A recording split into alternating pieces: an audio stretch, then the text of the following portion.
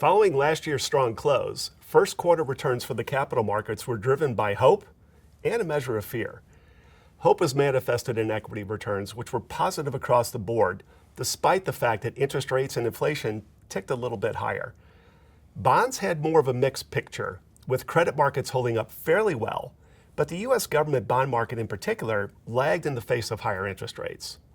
Whether it was inflation reports, continued strong labor markets, or confirmation that the economy was doing well, investors look for the prospect of higher profit growth that often accompanies a stronger economy. Conversely, the bond market did not fare as well, beginning first with the Fed urging caution about the timing and magnitude of rate cuts versus market participants' expectations. The Fed's position was confirmed by continued indications of a strong labor market and inflation that has remained above their target. However, we've seen some components of inflation meaningfully moderate, in particular goods and food, and to a lesser extent energy. But services inflation has remained stubbornly high. A prominent example is transportation costs, which includes key components such as automobile insurance and car repairs. The other tricky constituent has been that of a tight labor market. While the unemployment rate remains low, we've seen job openings measurably decline as the economy approaches normalization. We expect this trend to continue. Another trend we would expect to persist is moderation in consumer spending. In fact, consumer savings level has fallen below the long-term trend for the first time in several years. Forecasting what lies ahead for the world's major economies, we expect normalization to continue, be it on inflation or economic growth. But investors should not expect the path to normalization to always be smooth. Turning to equities, concentration has remained a headline for many popular indices such as the S&P 500.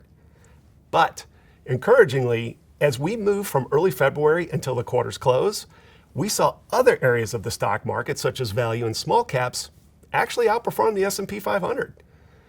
Also, a reversal of fortune occurred for more speculative areas of the stock market, such as non-profitable technology companies and those that are most highly shorted, those being stocks investors are betting on to have a lower share price. While these stocks did quite well in 2023, they have lagged year to date. But now, let's highlight some areas we believe offer favorable opportunities. We expect continued capital spending in the area of artificial intelligence to hold promise. But this isn't just confined to one semiconductor company. It also includes areas such as software and IT consulting, where the growth rates are expected to be quite strong. Within the value universe, there's also opportunities for dramatic growth due to the continued trend of onshoring. In fact, some of the annual spending as a percentage of global GDP in areas such as cybersecurity, supply chains, and energy security are expected to match those attained in cloud computing over the past decade. For more risk-averse investors, low volatility stocks are certainly an option. Areas we deem fertile ground from a valuation perspective here are defensive sectors such as utilities, healthcare, and consumer staples. But return opportunities are not exclusive to equities, considering the higher yield environment that has enhanced the return potential for fixed income investors.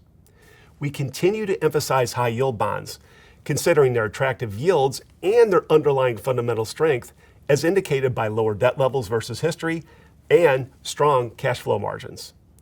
But one needs to be selective. That's particularly true with CCC or lower rated bonds, which tend to have the highest incidence of default. We think there's better risk-adjusted opportunities among single B and double B rated bonds. Beyond U.S. high yield, other sectors that we favor are global high yield, emerging market U.S. dollar denominated corporate bonds, and select mortgage-backed securities. So, at this intersection of hope and fear, opportunities do remain. And as we approach normalization, one doesn't want to wait for that clarion bell to ring.